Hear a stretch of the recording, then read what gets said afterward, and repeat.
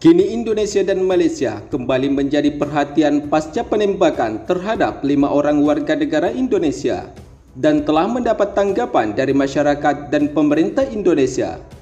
Walaupun sebagai tindak lanjut dari kasus ini, otoritas Malaysia telah melakukan pemeriksaan terhadap 6 orang dari 14 orang petugas Malaysia yang bertugas saat insiden tersebut terjadi. Karena insiden tersebut dan atas dasar kedaulatan Indonesia di tengah potensi ancaman pelanggaran wilayah, TNI Angkatan Laut kembali menunjukkan ketegasannya dalam menjaga kedaulatan negara wilayah Indonesia di perbatasan kedua negara. Dalam menjaga wilayah kedaulatan maritim Indonesia, Komando Armada II tidak tanggung-tanggung dengan mengerahkan 2 kapal perang siap tempur dengan dibekali berbagai sistem persenjataan. KRI Oswald Siahaan 354 dan KRI Ajak 653 TNI Angkatan Laut dikerahkan melakukan patroli ketat di perairan Blok Ambalat dan sekaligus memantau berbagai pergerakan di kawasan perbatasan yang kerap menjadi titik panas antara Indonesia dan Malaysia. Komitmen Indonesia untuk terus memperketat wilayah perbatasan Indonesia dan Malaysia ini bukan sekedar patroli biasa, di mana TNI Angkatan Laut bergerak untuk memastikan tidak ada satupun kapal asing yang berani melanggar wilayah kedaulatan NKRI. Hal itu ditegaskan dalam kutipan media akun Instagram @TNI Angkatan Laut pada 22 Februari 2025. Jika Blok Ambalat sendiri telah menjadi salah satu wilayah perbatasan paling strategis dan sensitif. Pasalnya dengan kekayaan sumber daya alamnya, wilayah ini menjadi incaran berbagai kepentingan pihak, sehingga TNI Angkatan Laut tak main-main dalam pengawasan wilayah perbatasan Kepulauan Ambalat. Menurut beberapa sumber media terkait, patroli kapal perang TNI Angkatan Laut ini bertujuan untuk menegakkan hukum laut, mencegah penyusupan kapal asing, serta memastikan tidak ada pelanggaran wilayah yang mengancam kedaulatan NKRI. Sementara menurut Panglima Koarmada II, Laksmana Muda TNI Arianto Condrowibowo, beliau menegaskan bahwa kehadiran armada kapal perang ini bukan hanya untuk mengawasi, tetapi juga menunjukkan bahwa Indonesia tidak akan tinggal diam terhadap ancaman kedaulatan di wilayah perairan Indonesia. Namun yang juga menjadi perhatian dalam melakukan patroli ketat di wilayah perbatasan Indonesia-Malaysia di Kepulauan Ambalat. Sebab bukan hanya armada kapal perang, tetapi pasukan elit dan komando pasukan katak dan Korps Marinir juga ikut terjun dalam misi pengamanan wilayah kedaulatan Indonesia. Misi pengerahan kapal perang TNI Angkatan Laut ini sejalan dengan instruksi tegas dari Kepala Staf Angkatan Laut, Kasal Laksmana TNI Muhammad Ali, yang telah disampaikan dalam berbagai kesempatan, di mana ia menegaskan bahwa TNI Angkatan Laut akan selalu berada di garis depan dalam menjaga stabilitas dan keamanan perairan Indonesia, terutama wilayah-wilayah perbatasan yang rawan pelanggaran. Sementara itu, dalam misi TNI Angkatan Laut kali ini, tidak hanya berperan dalam pengamanan wilayah laut, tetapi juga melakukan perawatan dan pemeliharaan suar karang udara yang menjadi simbol eksistensi Indonesia di perbatasan laut RI Malaysia, di mana pasukan TNI Angkatan Laut melakukan pengecatan ulang suar serta mengganti bendera merah putih yang berkibar di puncak menara. Dengan patroli ketat, pengerahan alutsista modern, serta kehadiran pasukan elit di garis depan, tentunya TNI Angkatan Laut hadir untuk memastikan keamanan di wilayah kedaulatan maritim Indonesia agar tetap aman dan terkendali dalam pantauan pasukan elit TNI. Sementara di sisi lain, jika kita membahas negara yang bisa saja menjadi ancaman wilayah kedaulatan Negara Kesatuan Republik Indonesia di kawasan Asia Tenggara, yaitu adalah Malaysia dan beberapa negara lainnya yang hingga kini masih terjadi klaim tumpang tindih terhadap wilayah zona ekonomi eksklusif Indonesia. Namun jika kita berkaca dari sejarah historis Malaysia dan Indonesia, Malaysia sendiri tentunya merupakan negara yang paling berpotensi mengancam wilayah kedaulatan Negara Kesatuan Republik Indonesia.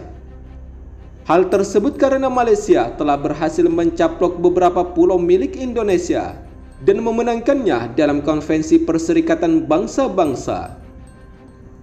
Salah satu di antaranya yaitu adalah Pulau Ligitan. Pulau ini dari sejarahnya merupakan wilayah kesatuan Republik Indonesia dan menjadi sengketa wilayah antara Indonesia dan Malaysia. Namun karena lemahnya argumen hukum Indonesia, Pulau Ligitan beserta Pulau Sipadan diputuskan menjadi wilayah Malaysia pada tanggal 17 Desember 2002 oleh Mahkamah Internasional.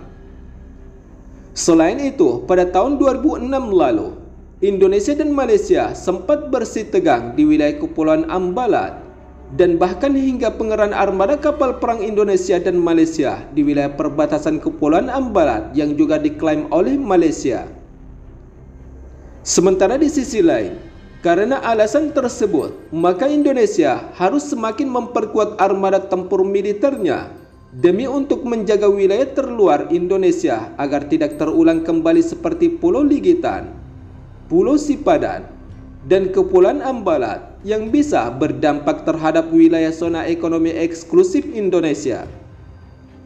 Sementara itu, jika kita berbicara Pulau Sipadan yang diambil oleh Malaysia, di mana pulau ini adalah sebuah pulau yang dulunya masuk wilayah kedaulatan Indonesia.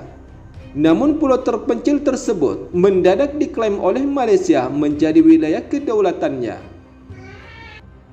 Kasus persengketaan wilayah Kepulauan Sipadan ini sempat menjadi isu besar dan membuat hubungan antara Indonesia dan Malaysia memanas hingga menimbulkan persitegangan kesiapsiagaan antara kedua negara. Namun kasus aksi saling klaim kedua negara ini dilimpahkan pada Mahkamah Internasional untuk memutuskan siapa yang berhak atas kepemilikan wilayah Kepulauan Sipadan. Pada persidangan di Mahkamah Internasional, Indonesia kalah. Hal tersebut terjadi karena Malaysia dianggap mampu mengembangkan pulau dengan baik. Selain itu, negara Malaysia telah berhasil membangun resort hingga Pulau Sipadan menjadi tujuan wisata unggul. Padahal sebelumnya, Pulau Sipadan hanyalah pulau kosong yang ditelantarkan oleh Indonesia sendiri. Namun selain Pulau Sipadan yang berhasil dimiliki oleh Malaysia dari klaim sepihaknya itu, Pulau Ligitan juga merupakan salah satu dari kelima wilayah Indonesia yang telah berhasil dimiliki oleh Malaysia. Hal tersebut terjadi karena lemahnya argumen hukum yang dimiliki oleh Indonesia, sehingga mengakibatkan Pulau Ligitan bernasib sama dengan Pulau Sipadan. Dengan kasus yang sama, Pulau Ligitan yang hanya sekitar 8 hektar tersebut akhirnya harus jatuh ke wilayah kedaulatan Malaysia setelah memenangkan adu argumen antara Indonesia dan Malaysia pada sidang di Mahkamah Internasional. Seperti yang kita ketahui, jika wilayah Pulau Ligitan terkenal sangat indah keadaan alamnya, sebab laut di sekitar pulau tersebut memiliki kekayaan sumber daya alam hewani yang sangat melimpah sebagai salah satu aset negara. Sehingga dengan kehilangan pulau ini, sama halnya Indonesia telah kehilangan wilayah kedaulatan dan harta yang berharga. Namun tahukah kita, selain Pulau Sipadan dan Pulau Ligitan yang berhasil diklaim hingga menguasai sepenuhnya wilayah tersebut, ternyata Malaysia adalah negara yang ketiga kalinya secara berturut-turut berhasil membuat Indonesia seakan kehilangan akal dan wilayah kedaulatannya secara perlahan dikuasai.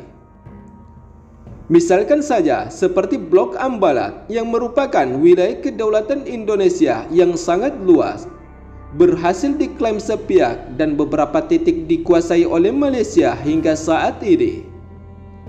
Blok Ambalat adalah merupakan sebuah wilayah yang terletak di Selat Makassar dan Laut Sulawesi. Wilayah ini memiliki luas yang mencapai 15.235 km persegi.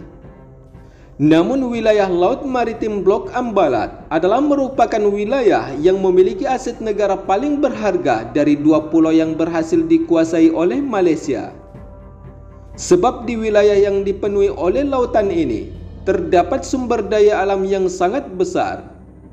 Salah satunya adalah banyaknya kandungan minyak mentah yang sangat melimpah di wilayah Blok Ambala.